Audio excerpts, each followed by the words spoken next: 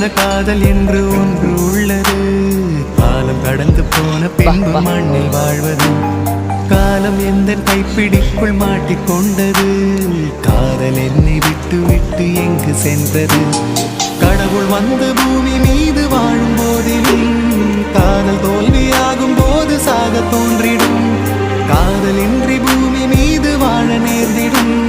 கொஞ்ச நேரம் கூட நரகம் போல மாறிடும்.